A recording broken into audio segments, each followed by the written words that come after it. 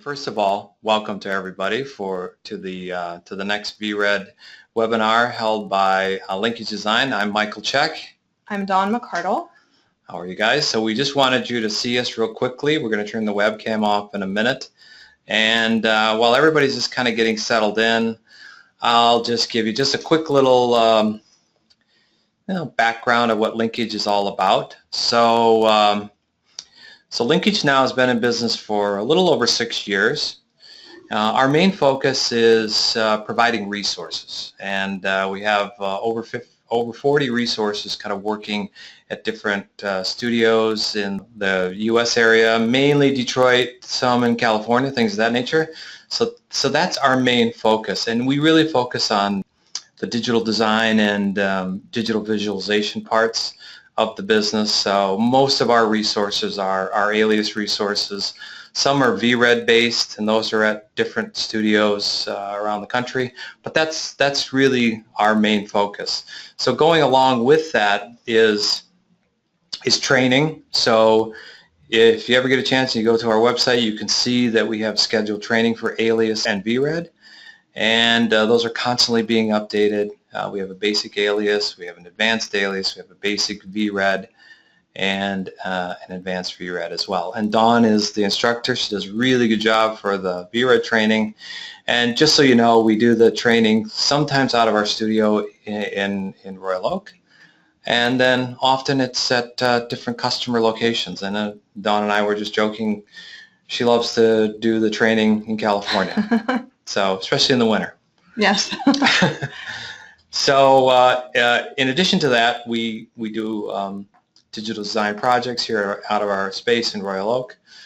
And as you probably already know, we are a Autodesk reseller, and our main focus is the area of alias and VRED.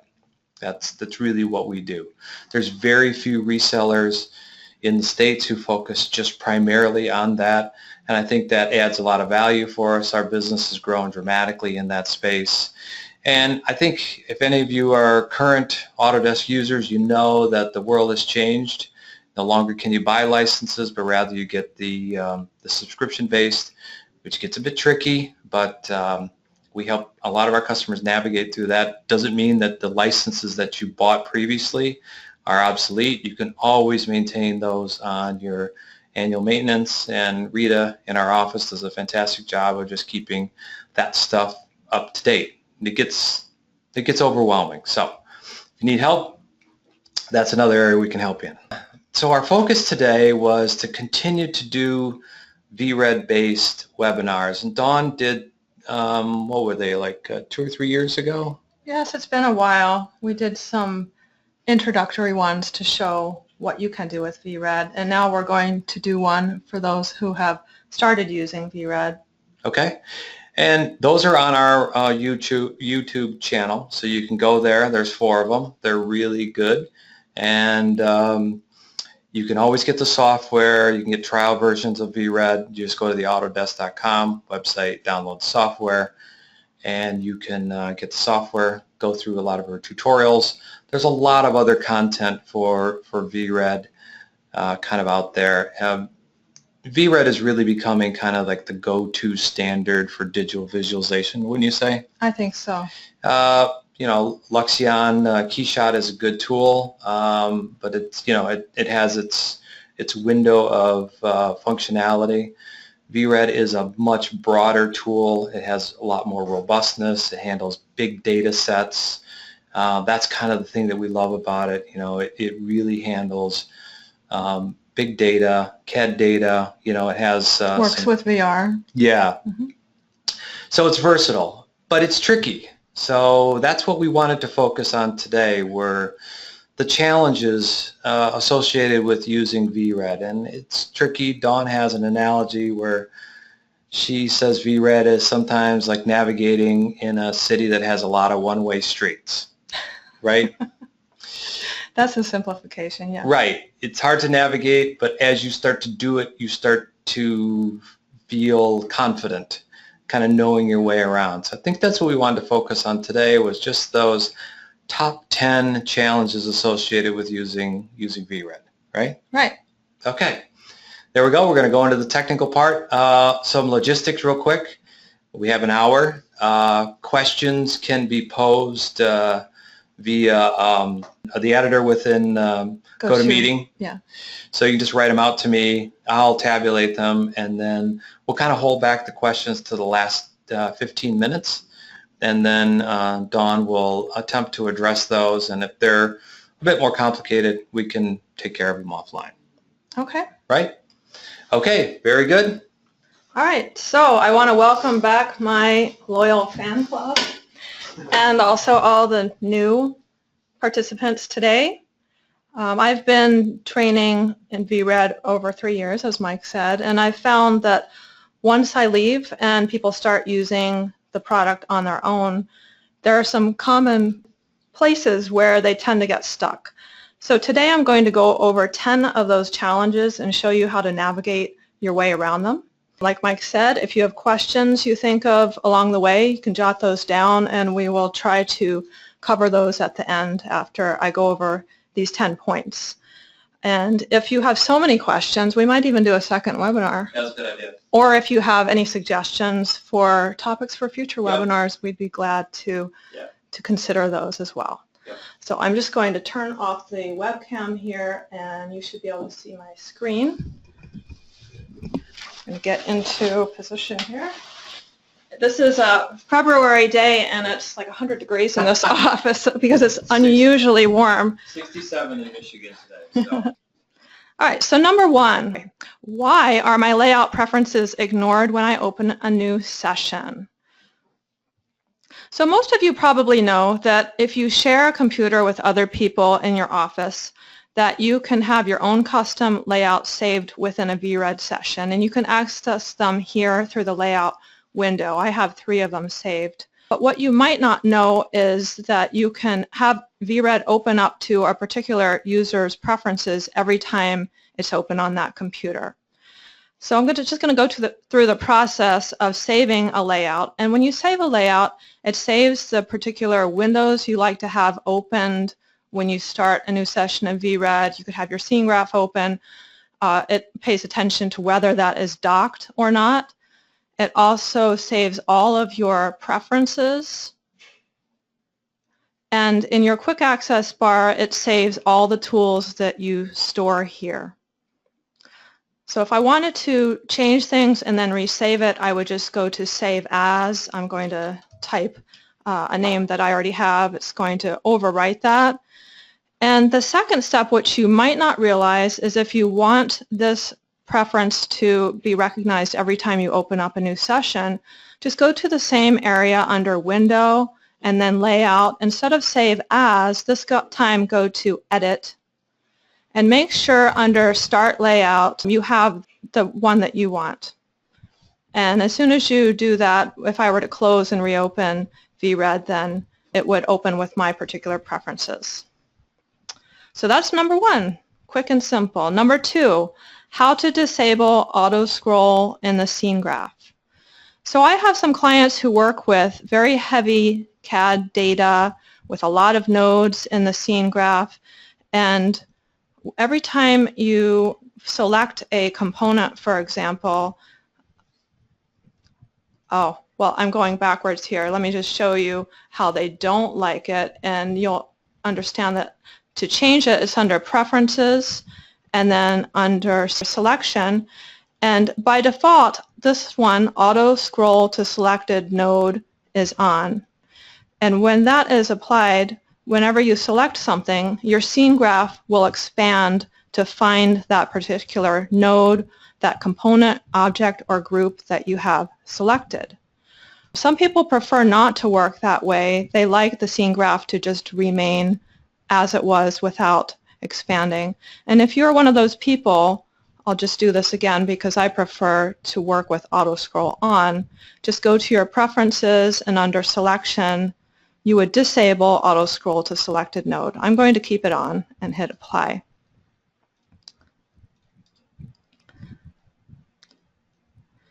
Number three, how to fix backwards mirrored tire textures. So if you've taken any of my classes, you know that I encourage you to clone over identical symmetrical data, because when you do that, your file size will be smaller because that clone data is referencing the original. I do that for wheels a lot, for example, and also if you change any of the materials on a cloned or the original, then the other piece will update automatically. If you animate one, the other will follow.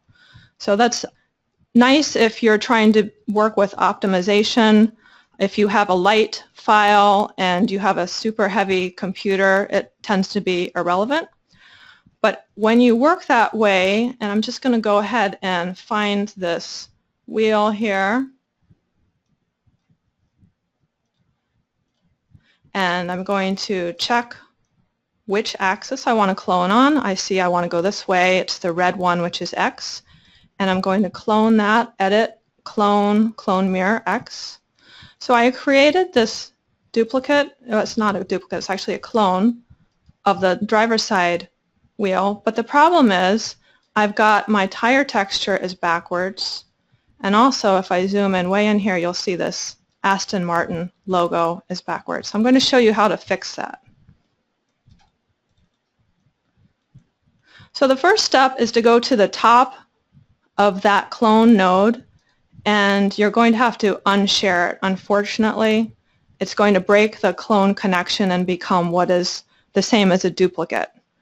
There's just no other way around it in this case. I'm going to show you a little bit different approach for the rear wheel. So I'm going to unshare that.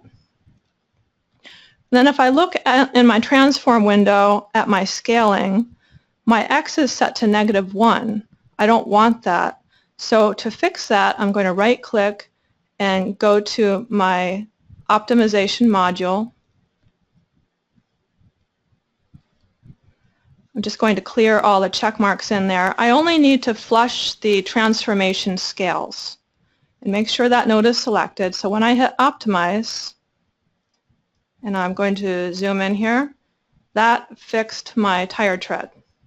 Now the type is going the correct way. It's not backwards. But to fix this texture in here, I have to go about that a slightly different way. So I need to open up my material editor. I need to find that material that is assigned to it. It's called wheel emblem. And I'm just going to duplicate that material. I'm going to call it flip. And under my diffuse texture, where I have an image mapped on, I'm just going to navigate to where I have another one, saved. Let me just find that real quick. Here it is. So I just flipped this in Photoshop. It's backwards. And now when I drag this on, I've got everything going the right way. So let me show you the same or a very similar approach for the rear wheel that's actually a lot faster, and it won't work in all circumstances, but it's going to work a lot of the time. So I'm just going to clone this guy, mirror X, got the same two backwards things, and if I zoom in real close so you can see my backwards tire texture, if I hold down Alt and right click, I just flipped it. And what's actually going on is if I hit F5, what I did is I flipped the face and vertice, which is usually a no-no, but sometimes we like to break the rules because sometimes it works. In this case, we get to keep the cloning structure, and if I go back and forth, you can see it didn't really affect how my tire looks. Usually, if it's flipped the wrong way, it'll be too dark, and that's also an indication if one of your surfaces looks darker than the surrounding ones, you might have one flipped the wrong way. But while I'm in here, I saw that my front tire was incorrect, and I'm going to take a look at that, and just to fix all of those surfaces at once, I can just do that through my geometry editor and hit my face and vertex. Now everything's looking good. So I'm going to hit F3 to go back to realistic rendering. All right, so that moves us on to number 4. how to make objects reflect different environments. And this is one I see on the forum all the time. It's really a pretty straightforward process, so I'll go and show you how to do that. So in your material editor, you can filter out just to see the environments, and this is nice if you have a lot of materials and you don't want to have to look at all of them at the same time. So right now, I've got this desert saturated applied to everything in my scene. So say sometimes you just need to cheat the reflections and your image ends up looking better even if it's not world realistic. So if you select an object, it's going to change all of the surfaces that are assigned that same material, even if you just select one of them that are assigned. So this front glass, I'm going to have that selected, and then I'm going to click on a different environment. We'll use the studio. And if you go all the way down to almost the bottom, there's one called Apply Environment to Selected Nodes. So you can see when I did that, it changed which HDRI just my greenhouse glass is reflecting, and also it's using the lighting from that HDRI also. So let me try a different one just so you can see that again. This time I'm going to apply it to this other HDRI environment. So we have two different ones affecting different surfaces. And I'm going to go back to show all my materials. If you select one of those components and find the material that's assigned to it, this is called glass 80% transparent, and in the attributes, go all the way to the very bottom to the common tab, you'll see there's this environment here, and if you right-click in here, you'll get a drop-down list of all the environments that are in your scene, so you can change it here as well. And just a side note, under that there's a lighting mode, and you can change which types of light are hitting the surfaces assigned to this material as well. All right, so next is number 5, how to render different objects with different ray tracing modes. So again, this is a case where you've got to optimize things. I'm working on my laptop, which is not super powerful, and sometimes if you have a heavy model or you're doing VR or you're working in a mode which requires something to animate, and I'll show you because I'm going to create a quick turntable. I can live with the way my car looks, but once I animate this car, my shadow is not going to update on the lowest ray tracing level. So let me just go through that process. I have my car picked, and I'm just going to throw in a quick turntable. I'm going to preview that. It looks good except for the shadow. I'm going to create it, open up my timeline. So if I turn on ray tracing, and I check which level of ray tracing I have going on in my ray tracing quality, right now it's set to CPU rasterization, which is the quickest, cheapest ray tracing mode. It looks like OpenGL, but you're actually ray tracing. And if I could afford it, I would always work in full global. But say I can't, say I have to compromise, but I can't compromise that shadow plane because that just looks awful. So what I can do is select that, find it in my materials, and in your attributes under ray tracing, there is an override illumination mode.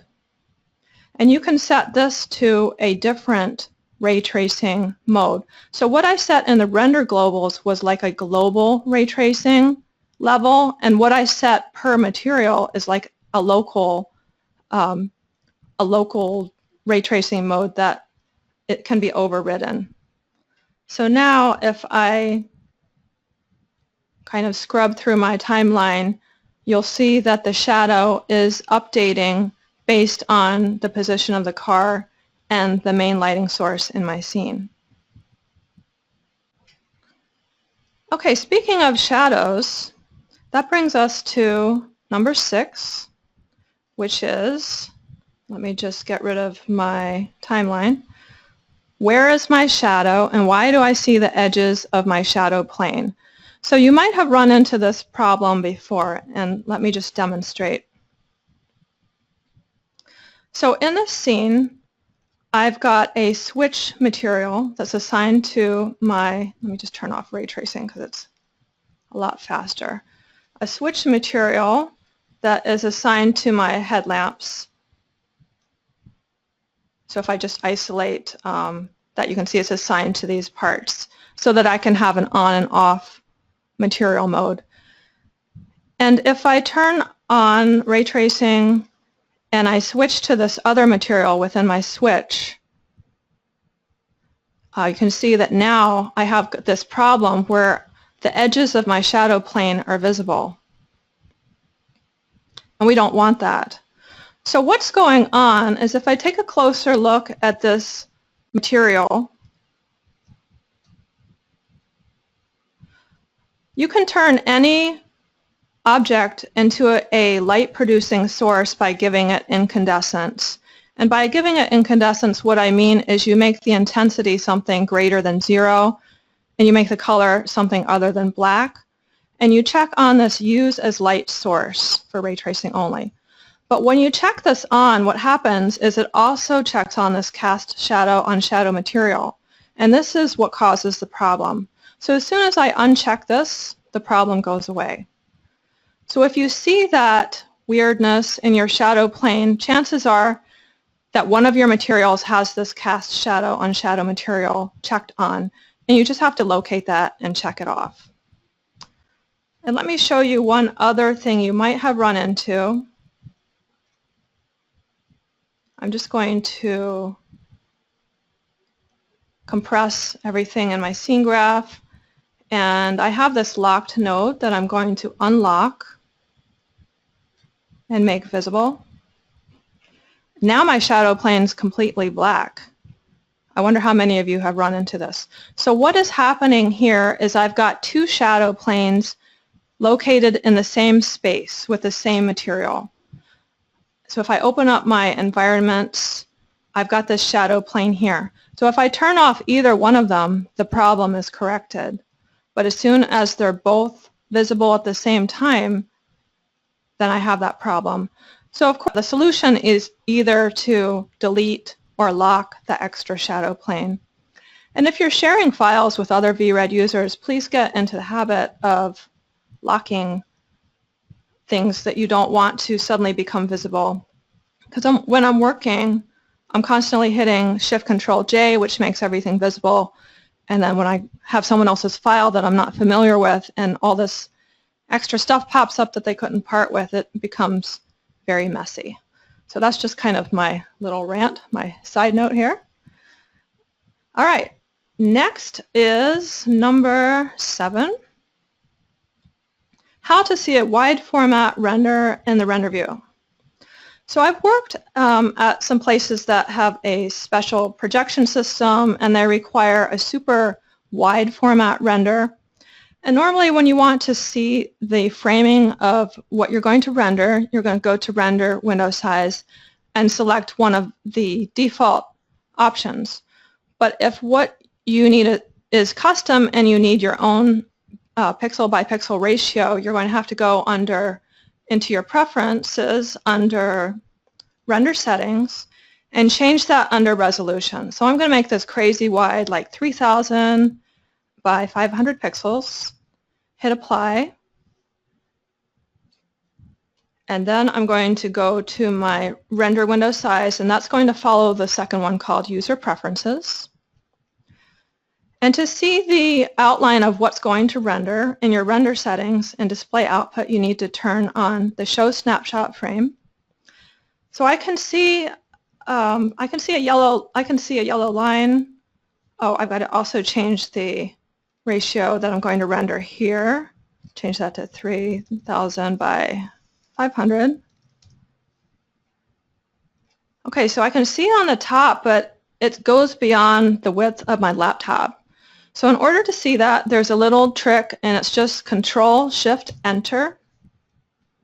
You might have to click in your render view first, and then you'll get these arrows, and you can slide that until you see the frame of what's going to render. So if I had, say, 5 cars here, then I would know exactly the edges of what's going to render.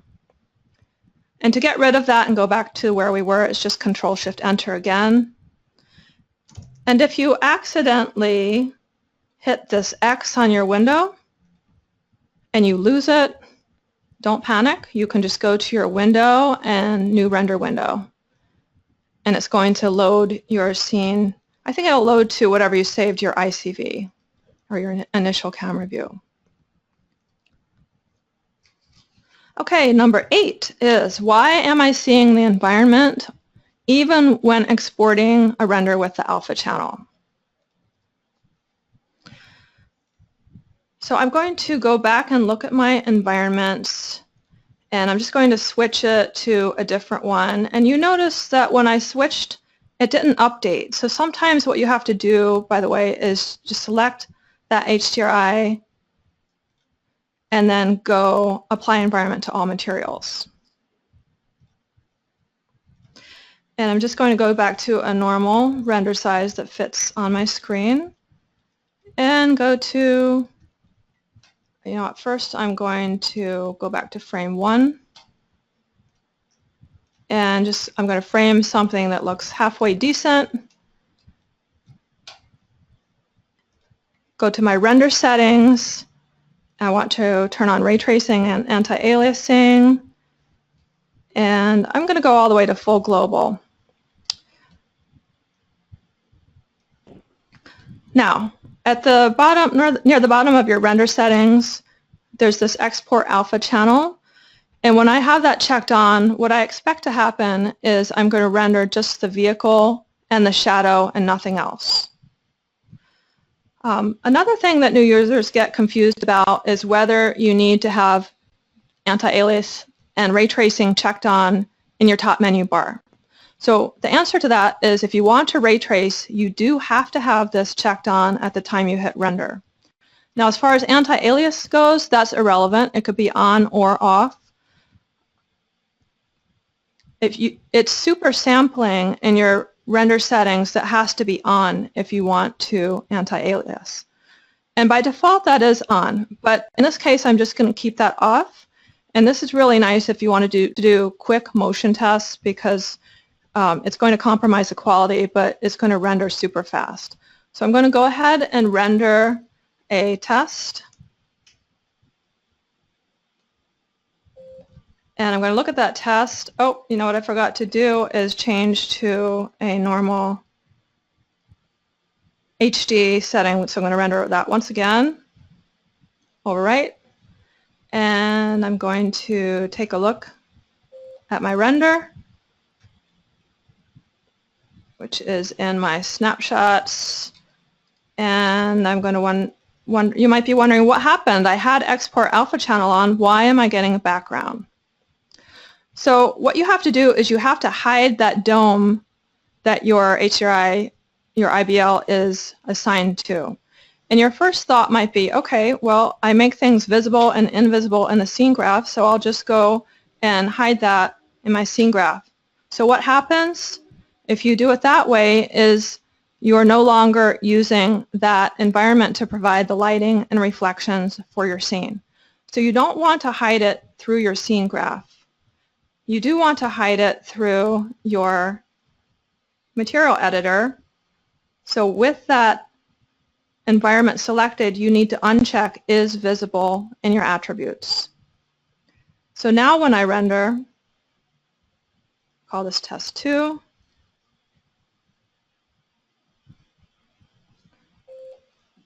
And I'm just going to open this in Photoshop so you can take a better look at it. So now you can see, even though I didn't render with anti-aliasing, it doesn't look great. I do have just the car and the shadow. And by the way, I rendered a PNG, and this is how the PNG will look when you open it in Photoshop. If I were to render a TIFF, then I would have that alpha stored in my channels in Photoshop.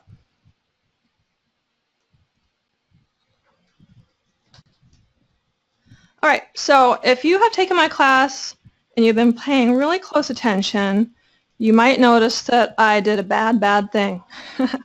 I always tell my students, don't render the current view. In your render settings, first you need to save out viewpoints from your camera, because what can happen is, oops, you might bump that and you've totally lost your view. And it's inevitable that something's going to change and you're going to need to re-render it. But don't stress out, because VRED does save metadata. And if that happens, you can just go to File and Import Rendering Metadata. And I'm just going to navigate to one of those images I just rendered. And VRED is going to try to match that the best it can. And boom, there, I've got that same view that I thought was lost forever. This has saved me more than once, and not because I forgot to render the correct view, but there are some differences, especially in version 2017, between SP1 and SR1, Service Pack and Subscription Release. Is that right? Mm-hmm. Yeah, because they did some changes with the cameras, and I was working with one version and going to render on another computer with another, and it did not save any of my camera information, so I was able to retrieve the viewpoint using metadata. All right, we're moving along pretty quickly, and already I am on number 10, and this is probably the most asked question I get: how to delete unneeded environments.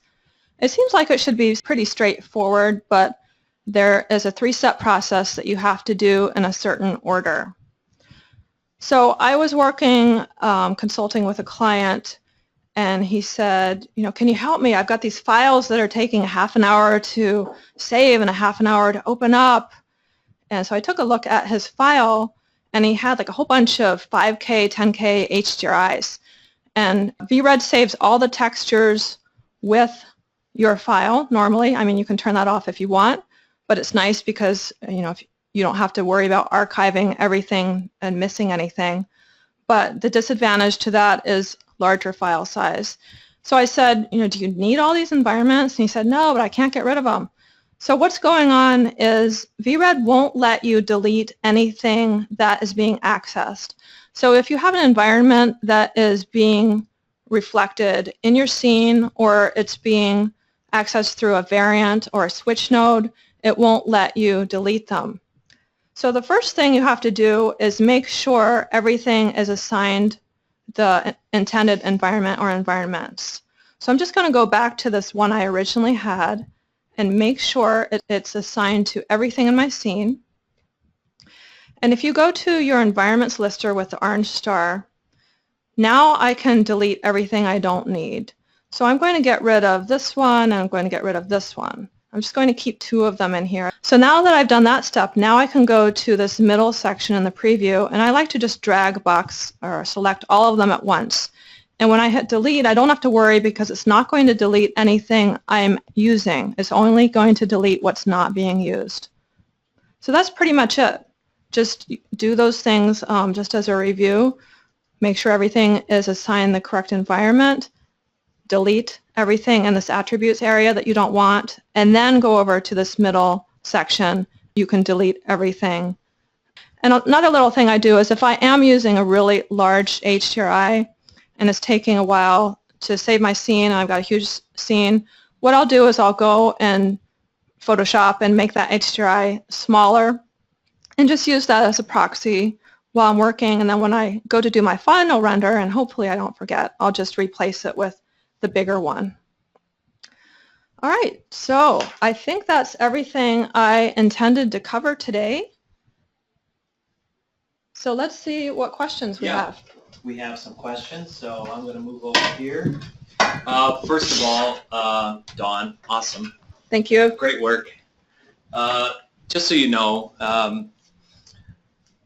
we didn't get a chance to talk about it at the beginning, but Dawn joined Linkage a little over 3 years ago. Came on as really kind of like the Maya expert and really learned VRED, and I think is probably one of the best VRED technical experts here in the States. She does a ton of work for customers who buy the software. It helps them through, instances where they have problems. She does a lot of training. We do quite a bit of project work as well. So she's really done some fantastic work. So an exceptionally good asset. So thank you. Okay, so I've got some questions, and I'm waiting for others to give me feedback. So the first one I have here is there one tool that was like your like wow moment when you came across it and when you started using it within VRED? Well, that's a tough one without giving it a lot of thought and remembering what I was thinking that long ago. But I come from using Maya, like you know, which is a fantastic product, especially for complex animations. But I do remember about Maya that the materials took, I think they call them shaders, they took a really long time to create. To get even just a car paint, it would take me a few days to get it just right.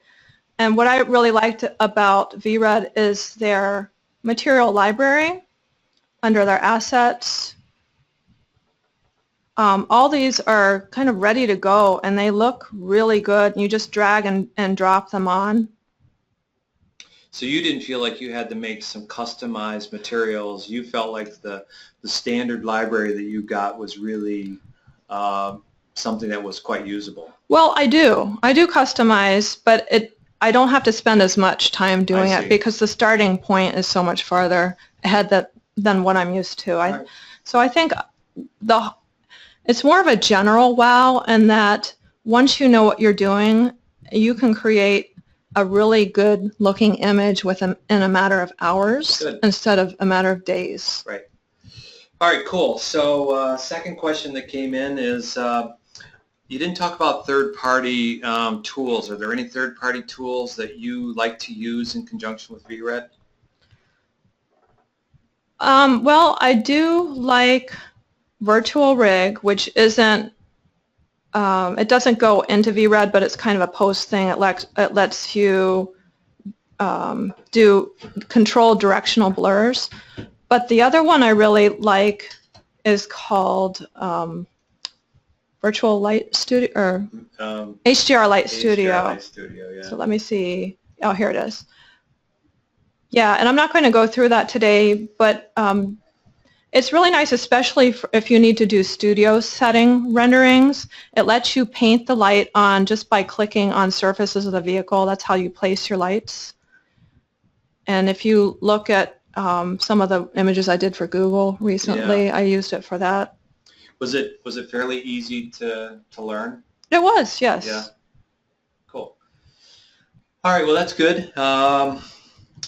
Another question came in regarding VR, and that's a good subject, right? Because more and more people are using VR, more and more people are doing immersive design reviews, fewer physical properties being used. So I guess it's more of a, like, not a question per se, but your comments on just using VRED in conjunction with immersion or VR. Are there like things that you've seen that you like tools like the Vive instead of the other ones that you like? Maybe you can just like talk about that. Well, I've only seen Oculus Rift, and I've seen and set up Vive. That's one of the things we do here at Linkage. And it's just kind of a wow moment that you can't describe in words. I believe most of you have probably put the headset on and felt it, but to be immersed is just so much more dimensional than seeing a flat image. And it allows you to kind of tuck your head into these places that you wouldn't see in a rendering to get a real feel for the scale. Yeah, especially for interiors, right? Yes. You know, being able to sit in the car and look around and look at it in different environments. And you can also set up your VRED files so that you have multiple interior materials pretty easily, and which is great for design reviews because you don't just have one option to look at. You can have many. Right. We are also seeing that Autodesk through James Cronin has done the dual user interface where two Vive headsets are being used to view the same property, which is a we've tried to recreate that. It's good. I think it's extremely valuable, but it's tricky. Well, what's nice about that is you can have two different people in completely different countries Right. experiencing the same thing at the same time. Yeah. And that requires a little bit of Python scripting. Yeah. Exactly. Yeah, it's a great world, and we are seeing the value of it because we are seeing like the colors of the vehicle look really good. You can look down the sight lines of the exterior of the vehicle. It isn't just a toy anymore. It's actually quite usable, right? Yeah, definitely. Yeah. Okay, so the last question is really kind of more pertains to something we talked about earlier. Is like, do you work on projects and do you work on site to help out new users and like advanced users? So that's kind of an open-ended question. Yes, I do. I've gone to do training at different facilities, but and it's nice that those people have gotten to know me, and then they usually pull me back when they've got a hot project. Even if they have a viz person there, sometimes the deadline requires additional help. So yeah, I've gone to Volkswagen, Audi, I've gone to Google, I've gone to BMW Design Works, and worked on site. I've also done some work here at the office remotely, which is nice because people have this trust in us with the confidential materials that we take very seriously. Yeah, absolutely. And Dawn has a semi-portable render beast rave computer, which we throw in this really big container and we check his baggage. So she even often when she goes on site, she takes that computer with her, and that allows her to kind of like just arrive and be productive right away. You don't have to worry about somebody else's render farm or anything like that. Yes.